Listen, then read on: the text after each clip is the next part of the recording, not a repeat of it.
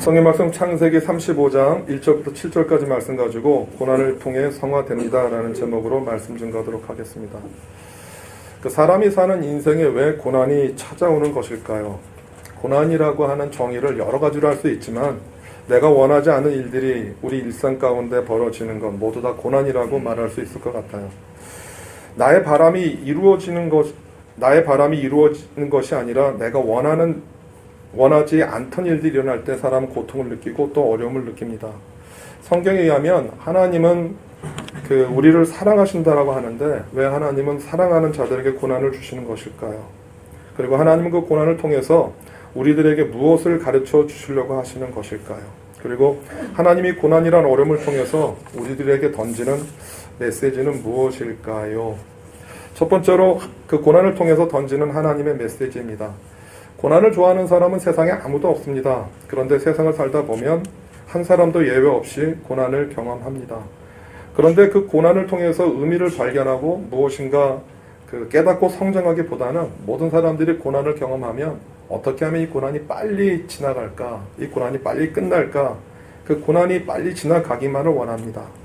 한번 생각해 보시기를 좀 바라는 것은 뭐냐면 하나님이 이 세상에 있는 모든 만물을 다 다스리십니다. 믿으십니까? 그러면 지금 내가 겪고 있고 당하고 있는 이 어려움과 고난도 주님은 아십니다. 그런데 그것을 아심에도 불구하고 주님이 그 문제를 빨리 해결해 주지 않는 이유는 무엇일까요? 내가 병이 있는데 내 병을 빨리 고쳐주지 않는 이유는 무엇일까요? 재정적인 어려움이 있어서 많이 힘든데 또 재정적인 어려움을 빨리 해결해 주지 않는 이유는 무엇일까요? 관계 문제가 어려운데 그 관계 문제가 빨리 개선되지 않는 이유, 그것은 무엇일까요?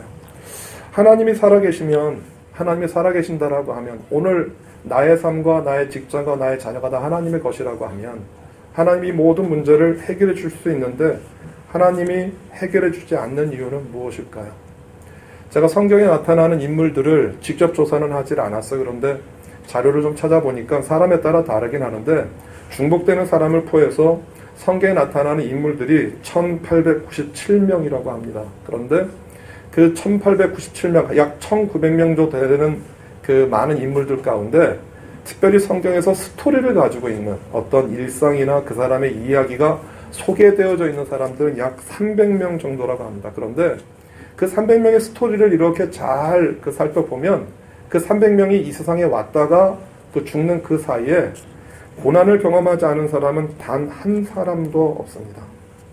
그러니까 우리가 당하고 있는 어려움과 고난은 특별한 문제가 있기 때문에 우리가 경험하는 게 아니라 하나님이 고난을 통해서 무엇인가 전달하려고 하는 그 메시지가 있다라고 하는 것이에요.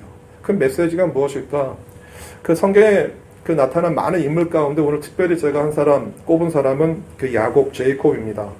제이콥의 인생을 한번 되돌아보면서 제이콥에게 임했었던 그 고난을 통해서 제이콥이 무엇을 깨달았는지 한번 살펴보려고 해요. 아브라함에게 이삭이 약속의 자녀였던 것처럼 이삭에게 이 야곱과 에서도 약속의 자녀였습니다. 잉태가 되질 않았었어요. 그래서 하나님께 간절히 기도를 했어요. 이삭이. 그랬더니 하나님께서 은혜를 주셔서 리브가의 태를 열어서 아이를 가졌어요. 그런데 그 어머니는 아이들을 가지면 그 태에서 아이들이 뛰는 걸 느끼잖아요. 그런데 이 뛰는 게 범상치 않았어요. 물론 리브가가 처음 아이를 잉태한 것이긴 하지만 혼자서 뛰는 게 아니라 그 리브가 그런 태동을 느낀 거예요. 뭔가 한 놈이 아니라 두 녀석이 이 태에서 치받고 싸우는 걸 느낀 거예요. 그러니까 굉장히 이 리브가는 걱정이 됐어. 이게 도대체 무슨 일이지? 이 정도로 옆에 사람들 물어봐도 태동을 느끼질 않는데 그래서 하나님께 물어봤더니 하나님이 리브가에게 뭐라고 말씀하시냐면 네 태에 두 사람이 있다라는 거예요. 그러니까 네가 쌍둥이를 잉태를 했는데 그 쌍둥이가 각 민족을 이루고 그 큰 자가 그 형이 그 올드 브라더가 그 영거를 그 어린 아이를 섬긴다라는 말을 들었어요. 리브가가 기도해서 그런 말을 들었기 때문에 이것을 자기 남편에게 나누었는지는 잘 모르겠어요. 그런데 어머니들은 특별히 그 자녀들을 10달 동안 그 태에 이렇게 그 데리고 있기 때문에 임신하는 기간 동안 특별히 많은 생각들을 하잖아요. 그래서 그 쌍둥이가 태어나는 것을 보았는데 에서가 먼저 나오고 잠시 후에 그 야곱이 발 뒤꿈치를 그 형의 뒤꿈치를 그 잡고 나왔어요. 그러니까 벌써 태어나는 것부터 예사롭지 않았었어요. 그렇게 태어난 녀석들이 없잖아요. 그러니까 서로 빨리 나가려고 하다가 에서가 먼저 나갔던 것 같아요. 그래서 야곱의 이름이 야곱이라는 뜻이 발 뒤꿈치를 잡다예요. 그러니까 그 이름 자체가 그랬어요. 그런데 문제는요. 리브가가 그 이야기를 야곱에게 했을까요? 안 했을까요? 큰 자가 작은 자를 섬긴다는 이야기를 했을까요? 안 했을까요? 사실은요. 이거 말하지 말아야 되는 비밀이거든요. 그런데 어머니가 아이들을 키우다 보면 말을 하고 싶은 충동이 일어나. 왜냐하면 에서는 기질적으로 사냥을 좋아하는 외향적인 사람이었었고요. 야곱은 내성적이고 굉장히 집요하고 정확한 사람이었어요. 그러니까 어머니 리브가의 입장에서 볼 때는 어떤 녀석이 더 예뻤을까요? 편애는 하면 안 되지만 리브가 입장에서 보면 야곱이 훨씬 친근한 아이였었어요. 그런데 가만히 보니까 이제 장자권을 에서가 받게 되잖아요. 그래서 이 이야기를 말하지 말았어야 되는데 했던 것 같아요. 그리고 야곱이 그 장자권이라고 하는 개념을 알아요. 성경은 에서는 그 장자권을 그 소홀히 여겼더라라고 되어져 있어요. 그러니까 별로 중요하게 생각 안 했는데 그 에서가 그렇게 생각했다는 얘기는 야곱은 그 장자권이라는 것들을 나름대로 귀하게 생각했었던 것처럼 보여요. 그래서 팥죽 사고 우리들이 잘 알지만 사냥하고 돌아온 에서에게 팥죽을 주면서 그 숲이죠 그냥 그 장자권을 한테 팔라라고 얘기를 해요. 그러니까 에서가 상관없이 배고프니까 그냥 죽 한 사발 마시면서 아 그래 너 가져 이렇게 얘기를 했거든. 그러니까 에서의 입장에서는 그 장자권이라는 것들이 별로 큰 의미가 없었던 것 같고 야곱은 왜 동생은 받지 못하니까 더 가지려고 하는 마음이 있었던 것 같아요. 그걸 가졌고요. 그리고 더 잘못했던 것 가운데 한 가지는 뭐냐 하면 아버지 이삭이 이제 나이가 들어서 이제 떠날 때가 가까웠다는 걸 알고 이제 그 자녀를 축복을 하는데 야곱이 형의 축복을 강탈을 해요. 그런데 여러분 보세요. 그 하나님이 우리에게 어떤 말씀을 하시면 이건 뭐 제이콥의 그 가정 때문에 하는 이야기긴 하지만 하나님 어떤 축복을 얘기하면 그 축복을 기다려야 되거든요. 그러니까 하나님 어떤 말씀을 하셨어요. 예언을 하시고 말씀을 들려주어서 내가 그것대로 해야지가 아니에요. 그러니까 야곱과 리브가가 잘못했던 죄는 뭐냐 하면은요. 하나님이 말씀하셨으니까 하나님이 하시는 때를 기다려야 됐었는데 그 때를 기다리지 못하고 자기들이 인위적으로 그 축복을 차지하려고 했어요. 이것이 가정의 비극이 되어서 그 뭐 정말 야곱의 가정은 정말 깨진 가정이 되어져요. 그 에서가 그것을 알고 가만히 있었겠어요? 어머니를 볼 때 어떤 마음이 들었겠어요?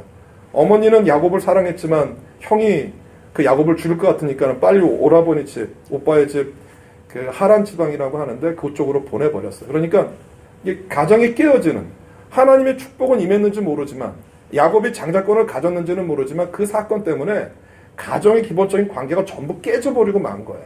그럼 오늘 본문을 통해서 한번 생각해 보려고 하는 것은 뭐냐 하면 그 리브가가 하나님께서 말씀하셨던 그 축복을 들었던 그 큰 자가 어린 자를 섬긴다라고 하는 그 말의 의미, 그게 어떤 것일까라고 하는 것이에요. 창세기 25장 23절 보면 이렇게 정확하게 기록되어 있어요.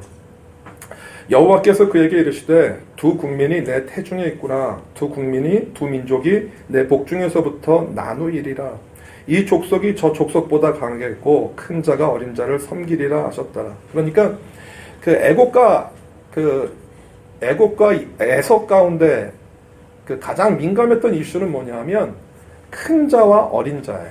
형과 동생이라고 하는 관계. 우리는 보통 그 형과 동생이라고 하는 관계 그리고 큰 자가 작은 자를 섬긴다라고 하는 그 말을 들으니까 어떻게 생각을 하냐면 뭔가 그 권세, 파워와 능력이 있어서 뭐 그런 것이다라고 우리는 보통 생각을 하게 되어져요. 그런데 한번 생각해 보세요. 오늘 여러분들에게 좀 그 발상의 전환을 좀 요구하는 건 뭐냐 하면 야곱은 형의 축복을 가로챘어요. 그러니까 그 야곱은 형의 축복을 가로챘으니까 누가 더 행복한 삶을 살았을까요? 야곱과 에서 가운데서. 누가 더 그 행복한 삶을 누렸다고 생각하세요? 뭐 하나님과의 관계라는 거 좀 떠나서 우리가 보통 어떤 세상적인 기준으로 보면 형의 축복을 빼앗은 야곱과 그리고 그 장자권을 빼앗긴 에서 가운데서 누가 더 편하게 지냈을까요? 여러분 이거 굉장히 역설적인 질문 가운데 하나인데 야곱은 형의 축복을 빼앗았는지는 몰라요. 그런데 실제로 그 축복을 빼앗고 야곱은 편하지 않았어요. 아버지 집에서 떠났죠. 그리고 이 사람이 속이는 자고 발 뒤꿈치를 잡다라는 뜻은 남의 것을 가로챈다는 뜻도 동시에 있거든요. 그러니까 야곱이 가는 곳마다 그런 일들을 만나요. 그 외삼촌이 그냥 뭐 조카니까 좀 잘 대해주면 좋은데 그 야곱이 일을 잘하니까 야곱을 부려먹으려고 라헬과 레아를 통해서 14년을 종으로 부려요. 그리고 또 시간을 부리고. 그러니까 야곱은요, 그 형의 집까지, 그 외삼촌의 집까지 가는 그 광야길도 어려웠었고, 그곳에 도착해서도 그냥 어떤 가족으로 산 게 아니고요, 뺏고 뺏기는 굉장한 긴장 관계 가운데서 살아요. 그리고 형 에서를 만나러 오는 장면도 또 얼마나 큰 그 고난을 겪는지 몰라요. 그런데 한번 보세요. 에서는 장자권은 뺏겼는지 몰라요. 그런데 에서는 아버지 집을 떠나지 않았어요. 그리고 한번 보실래요? 아버지 이삭의 재산이 있으면 뭐 그 당시 율법이 나오기 전이니까 아들이 두 아들이 있으면 형은 70%를 갖고 동생은 30%를 갖게 되거든요. 뭐 그런 기준이 그 당시에 적용이 됐는지 안 적용이 됐는지 모르지만 어쨌든 에서는요, 야곱이 없으니까 아버지 이삭의 집에 있는 재산 전부 누구 거예요? 전부 에서 거가 된 거예요. 그러니까 에서는 의외로요, 이삭이 가지고 있던 땅, 가축, 재물, 그리고 우물, 이삭이 가지고 있었던 모든 재산을 다 가진 것이 돼요.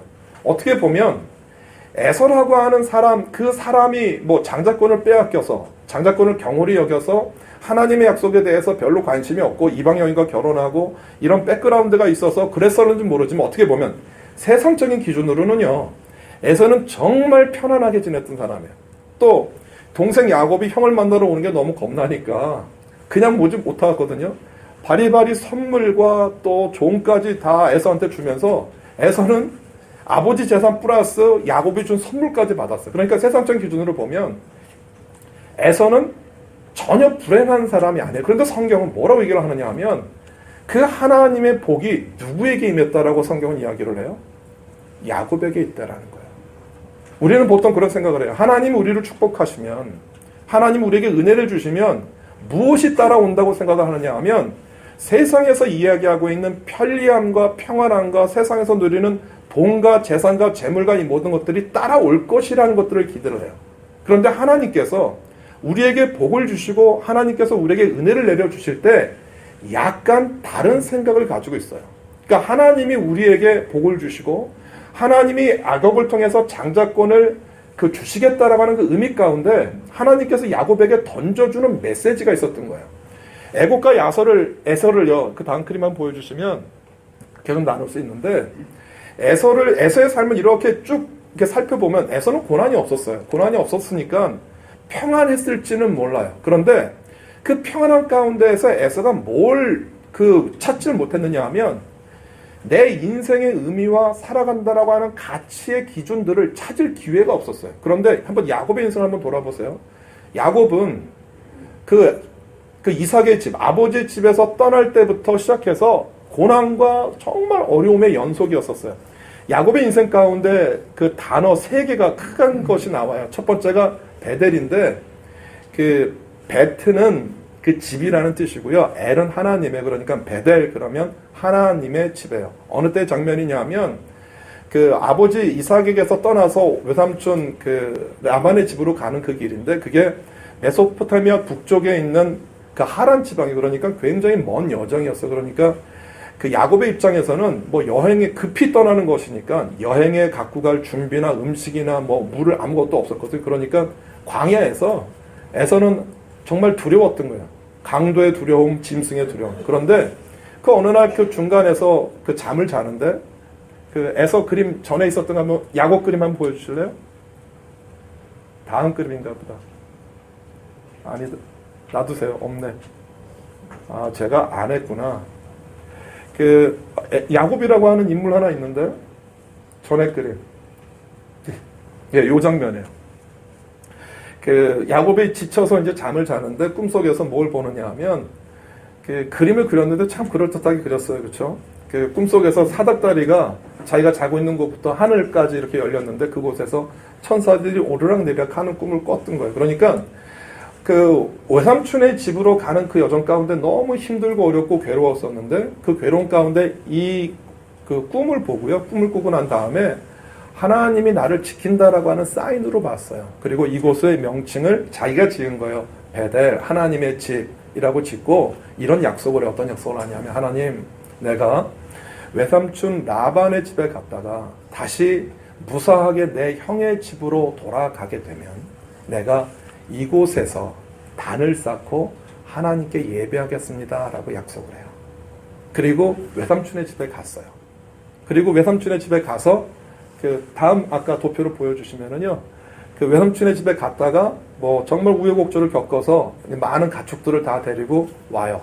그런데 나올 때 그냥 나온 게 아니라 그 야곱이 사랑했던 그 딸이 라헬인데 라헬이 그 아버지 집에 있었던 가족신, 그러니까 우상의 개념이긴 해요. 그 가족신이 가정을 축복한다라고 여겼던 그 르비딤을 가지고 나와요. 그래서 외삼촌 라반이 그것이 없어진 줄 알고 쫓아왔다가 그 라헬이 지혜롭게 숨겨서 그냥 돌아가요. 이제 문제는 뭐가 남았느냐 하면 저곳에서 이제 에서를 만나야 되는 거예요. 시간이 벌써 한 20여 년이 흐른 거예요. 그 사이에. 여러분, 아무리 미운 사람도요, 아무리 믿고 아무리 내 마음가운데 큰 상처를 주어도 20년을 안 보면 마음이 어떨까요? 예? 후련해요? 그러니까 이게 두 가지 차이예요. 이게 어떤 거냐면 상처를 준 사람은 그것을 못 잊어요. 그런데 그 어떤 사람이 내 마음을 많이 아프게 한 것은요, 시간이 지나면 잊어버리는 거예요. 그러니까 형의 입장에서는 그 야곱이 비록 얄미운 짓은 많이 했지만 보고 싶었던 마음이 있었던 거예요. 그런데 야곱의 입장에서는 사람을 항상 상대방을 어떤 식으로 생각해요? 내가 생각하는 것처럼 상대방을 생각하거든요. 우리가 그걸 투사라고 얘기를 하는데 형도 나를 잊지 못했겠죠. 그러니까 이 말은 무슨 말이냐면 야곱은 그 20여 년 동안 그 형을 잊지 못한 거예요, 에서를. 그러니까 형을 만나는 게 정말 두려웠어요. 형이 나를 죽일까 봐. 그러면서 그 형을 만나기 전에 그 한 곳에서 하나님께 정말 간절히 기도를, 어떻게 기도를 하냐면 하나님, 나에게 형이 나를 죽이지 않고 용서해 준다라고 하는 사인을 주세요. 지금 내가 형을 만나는 게 너무너무 두려운데 하나님이 오늘 나에게 만나 주셔서 오늘 지금 가는 이 여정이 안전하다라고 말하지 않으시면 오늘 여기서 내가 죽을 거예요 라고 얘기를 해요.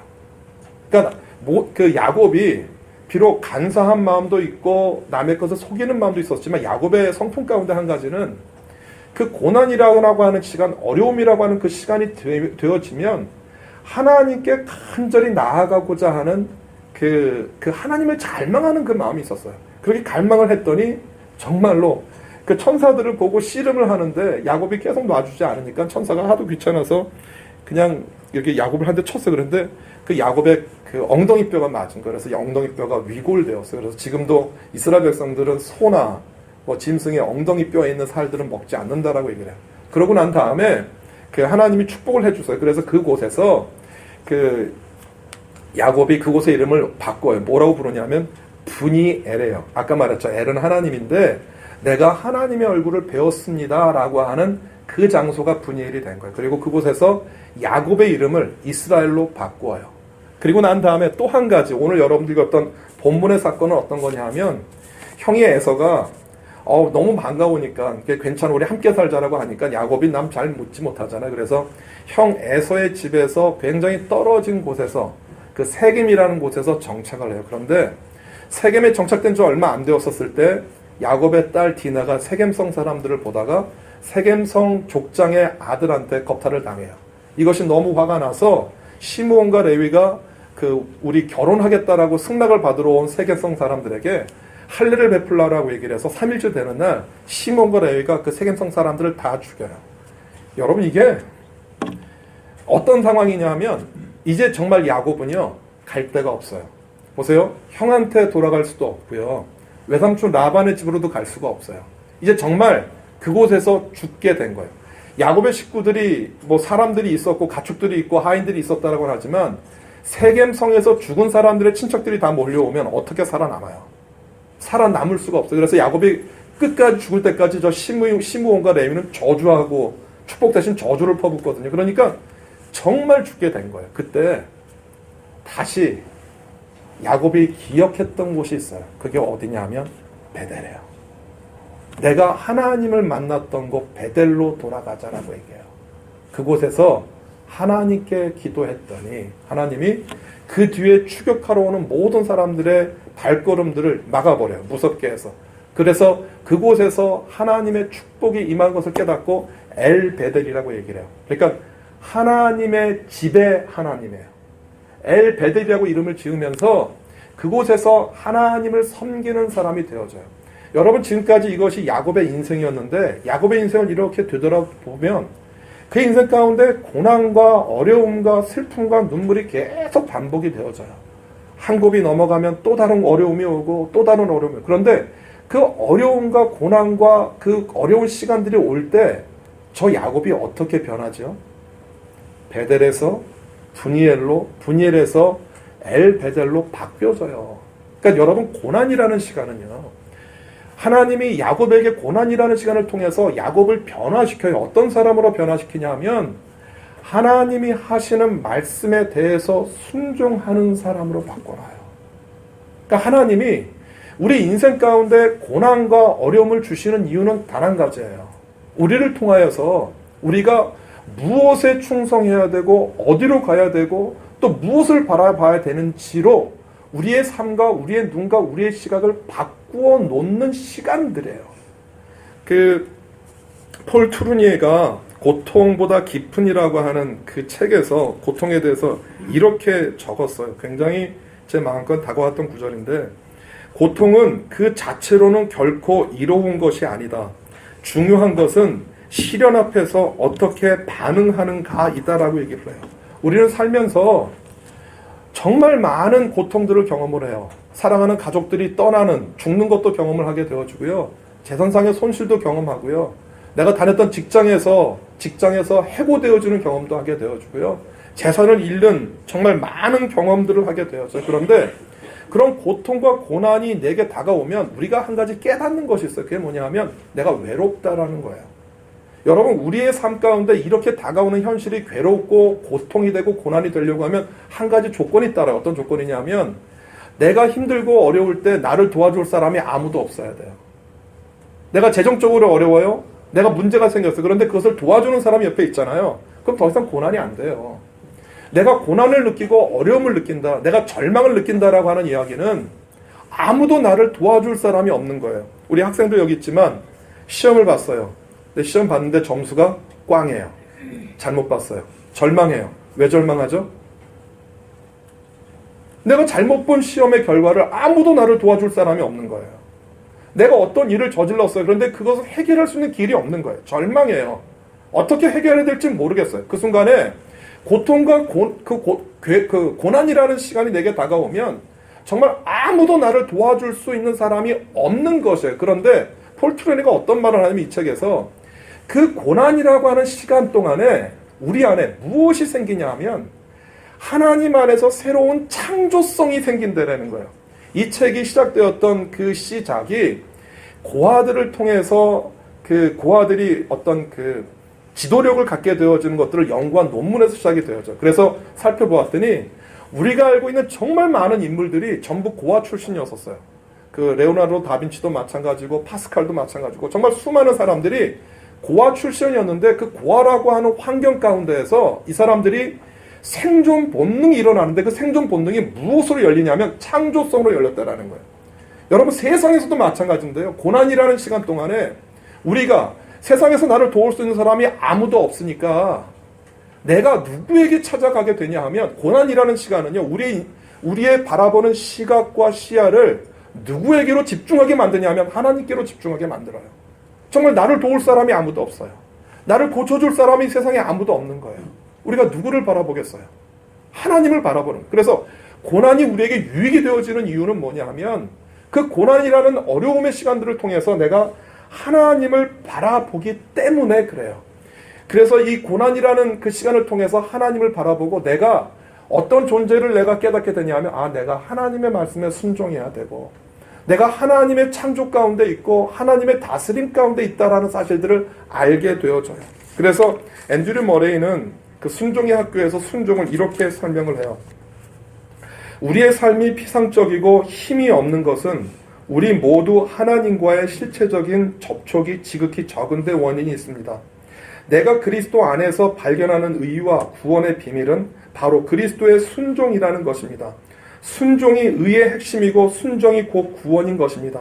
앤드류 머레이가 순종을 어떻게 이야기를 했느냐 하면 그리스도인의 가장 중요한 덕목이라고 얘기를 해요. 하나님이 우리들에게 어디에서 제일 많이 가르쳐 주시냐 하면 광야라고 하는 인생의 길을 걸어갈 때 하나님이 정말 많은 가르침과 깨달음들을 우리 인생 가운데 주어요. 광야는 외로운 곳이에요. 나를 도울 수 있는 사람이 아무도 없는 곳이에요. 그런데 그 광야로 나아가면 그 고난이라고 하고 괴로움이라고 하는 고통이라고 하는 그 순간에 내가 그 광야로 나아가면 그 광야에서 우리 가운데 나타나는 하나님을 보게 되어져요. 모세가 이스라엘 백성들을 출애굽할 수 있었던 능력이 어디에서 길러졌느냐 하면 광야에서 있었어요. 이스라엘 백성들이 하나님의 백성으로 훈련된 장소가 광야였었고요. 다윗은 사울에게 쫓기는 광야에서 하나님의 사람이 되었어요. 이스라엘 백성들은 나라를 잃어버리고 난 다음에 그들이 누구인지 어떤 사람인지 그들이 누구를 기다려야 되는지를 깨달았고요. 예수님은 광야에서 사탄을 이겼고 광야에서 구원을 외치셨어요. 바울은 광야에서 예수 그리스도를 만났고 그의 제자가 되었고요. 초대교회는 박해라는 광야에서 탄생해서 오늘날 우리에게 전달되어지고 우리가 지금 믿고 있는 이 개신교도 그 박해라고 하는 광야에서 만들어졌어요. 하나님의 사람으로 쓰임받았던 사람들 가운데 광야라고 하는 시간, 고난이라고 하는 이 광야를 거치지 않았던 사람은 아무도 없어요. 하나님이 이 세상에 사는 모든 그리스도인들에게 광야를 허락하시는 이유는 단 한 가지예요. 여러분들이 어떤 사람이 되어야 되냐 하면 순종하는 사람이 되어야 된다라고 하는 것이에요. 신앙생활에서 가장 중요한 것이 무엇일까요? 저는 순종이라고 생각을 해요. 여러분이 주께 순종하지 않으면 여러분들이 아무리 뛰어난 능력을 갖고 있고 여러분들이 아무리 뛰어난 것을 소유하고 있다 할지라도 하나님은 사용하실 수가 없어요. 주께 순종하지 않고 하는 모든 일들은 분주하지만 열매가 나타날 수 없고요. 결과가 있는 것처럼 보이지만 바람이 불고 홍수가 나면 날리고 떠내려가요.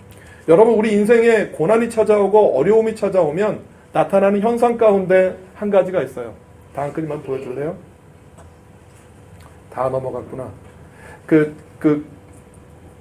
전에 거요. 예. 그 홍수가 나고 그 광야에서 그 광야를 만나게 되어지면 그 비바람이 치고 또 바람이 불면 우리가 어떤 것이 나타나냐 하면 평상시는 괜찮아요. 그런데 집을 지었는데 하나님이라고 하는 믿음의 반석 위에 집을 짓지 않은 것은요, 다 흔들려요. 모래 위에 집을 졌기 때문에 물이 닥치면 무너질 수밖에 없고요. 바람이 불면 흔들릴 수밖에 없어요. 저는 그렇게 생각해요. 여러분들이 고난이라고 하는 그 시간 광야에 나아가면 여러분들이 무엇을 보게 되냐 하면 죄송하지만 여러분들의 민낯을 봐요. 화장하지 않은 얼굴, 꾸미지 않은 얼굴, 내게 믿음이 있다라고 생각했었던 나의 실제 모습. 여러분, 고난과 어려움이 오면 내가 가지고 있던 모든 것들을 벗겨요. 알고 있는 지식도 벗기고요. 내가 그동안 가지고 왔다라고 생각했던 믿음도 다 벗겨져 버려요. 고난이라는 시간이 눈앞에 딱 덮치고 하나님 앞에 나아가면 정말 내가 하나님 앞에 가지고 있는 것이 아무것도 없다는 것들을 깨달아요. 고난은 그렇게 우리를 무장해제시키시는 시간이에요. 그 고난이라는 시간을 통해서 그렇게 하나님을 만나요. 그런데 제 생각에서 고난이라는 그 어려움을 통해서 하나님을 만나는데 그 하나님을 만나서 순종한다라는 것들을 깨닫지 못하면 여러분, 우리가 언젠가 이 세상에 있는 모든 사람들이 내가 하나님 앞에 순종해야 되는 존재라는 것들을 깨닫는 시간들이 우리 모두에게 찾아와요. 그 시간이 언제냐 하면 맨 마지막 그림이에요. 그 시간이 언제냐 하면 죽음이에요. 죽음의 순간 앞에서 우리가 뭘 깨닫느냐 하면 내가 죽는구나. 내가 떠나가야 되는구나. 내가 모든 것을 다 내려놔야 되는구나 라는 것들을 알게 되어져요. 죽음이 내 앞에 닥치면 내가 내 마음대로 내 뜻대로 할 수 있는 것이 없다라는 사실들을 알게 되어져요. 같이 한번 읽어볼까요? 시작. 광야에서 순종을 배우지 못한 사람들은 죽음 앞에서 하나님께 순종해야 하는 존재라는 것을 깨닫습니다. 여러분, 이것이 사람이에요. 내가 하나님 앞에 순종하느냐 순종하지 않느냐는요, 이게 여러분들의 선택이 아니고요. 내가 하나님 앞에서 주의 말씀을 듣고 따라야 되는 존재라는 것들을 깨닫게 되어져요. 내가 하나님의 말씀에 순종해야 되는 사람이라는 것을 깨닫는 과정을 우리는 뭐라고 부르냐 하면 성화라고 불러요. 우리가 거룩해지게 되어지는 삶. 우리가 구원받고 난 다음에 이 세상에서 주님을 말씀대로 살아가는 그 삶의 여정 동안 우리가 거룩해지는데 그 거룩함이 무엇을 통해서 거룩해지냐 하면 우리에게 다가오는 고통과 고난이에요.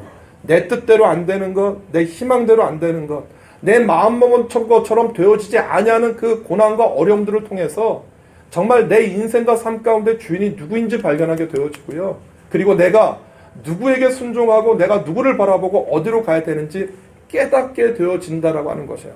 제가 우리 교인들 요즘 기도하다 보면 참 마음이 아픈 분들이 많이 있어요. 많이 아프신 분도 있고요. 우리 공부하는 학생들 보면 열심히 공부해요.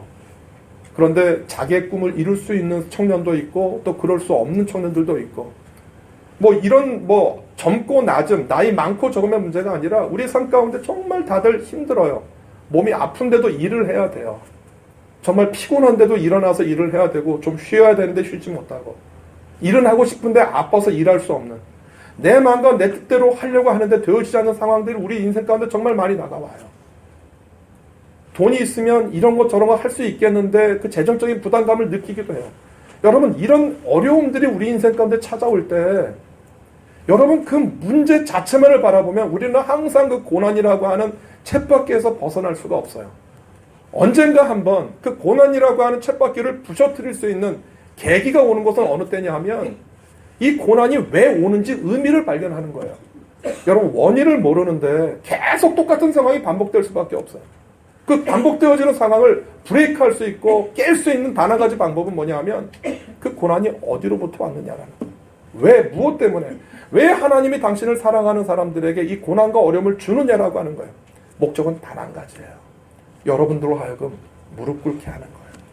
내가 하나님 앞에 순종해야 되고 그 순종해야 되는 자리가 내 자리라는 것들을 깨닫게 하기 위해서요. 고난이라는 시간 동안 여러분들의 민낯이 드러날 때 수치스러워하지 마시고 부끄러워하지 마세요. 그게 나예요. 부족한 게 나고요. 실수하는 게 나고요. 모자란 게 나고요. 연약한 게 내 모습이에요. 그래서 우리에게 누구의 도움이 필요하냐 하면 주님의 도움이 필요해요. 이것을 성경에서 제일 잘했던 사람이 다윗이에요. 다윗이 성품과 캐릭터가 뛰어났기 때문에 성군이 된 게 아니고요. 다윗은 그의 인생 가운데에서 수많은 실수와 수많은 죄와 수많은 아픔들을 반복하지만 그 고난의 막바지에 그 고난의 현장 앞에 나가서 다윗이 했던 것 단 한 가지예요. 무릎 꿇어요. 하나님, 내가 잘못했고 나를 도와주십시오. 내가 잘못했고 내가 쓰러졌지만 그래도 나는 당신이 내 하나님이고 나의 피할 바위이고 산성이신 것을 압니다. 그런데 하나님이 다윗이 무릎 꿇을 때마다 다윗을 받아주세요. 품에 안으셨어요. 그리고 그 다윗에게 어떻게 살아가야 되는지 길을 보여주신 것이에요. 야곱의 인생 가운데 수많은 어려움이 있었어요. 그런데 어려움이 있을 때마다 야곱은 느끼지 못하죠. 저는 야곱의 그 일생 가운데 베델에서 분이엘에서 엘 베델로 바뀌는 그의 인생을 보게 되었어요. 보여요. 여러분 지금 모르세요. 내가 살아가는 삶 가운데 힘들고 어려운 고난이 내 삶 가운데 다가와서 내 삶이 망가졌다고 생각하실지 모르지만 그 고난과 어려움을 통해서 여러분들이 조금씩 주님을 닮아가는 사람이 되시는 거예요.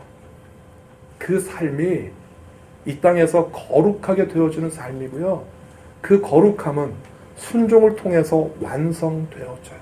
오늘 여러분들에게 주님이 찾아오실 때 여러분들 가운데 있는 부담, 어려움, 고난이 있을 때 절대로 사람이나 주변 환경 돌아보지 마시고 하나님께 외롭게 나아가세요. 주님의 분명히 돕는 은혜와 여러분들을 인도하시는 주님의 축복이 있을 것입니다. 그 은혜가 우리 모두 가운데 있기를 주님의 이름으로 소원합니다. 기도하겠습니다.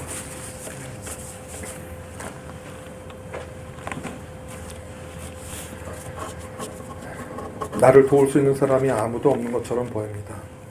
내가 외롭습니다. 힘듭니다. 나의 구원이 이 땅에서는 없는 것처럼 보일 때가 있습니다. 순간이 주님이 나를 만나는 시간이고 내가 주님 앞에 나아가는 시간임을 잊지 않게 도와주십시오. 고난의 시간, 광야에서 외로울 때 나를 돕겠다고 말씀하시는 그 하나님의 위로와 손길을 기억하며 주님께 나아가는 저희들이 될 수 있도록 주님 축복하여 주옵소서. 예수님의 이름으로 기도드립니다. 아멘.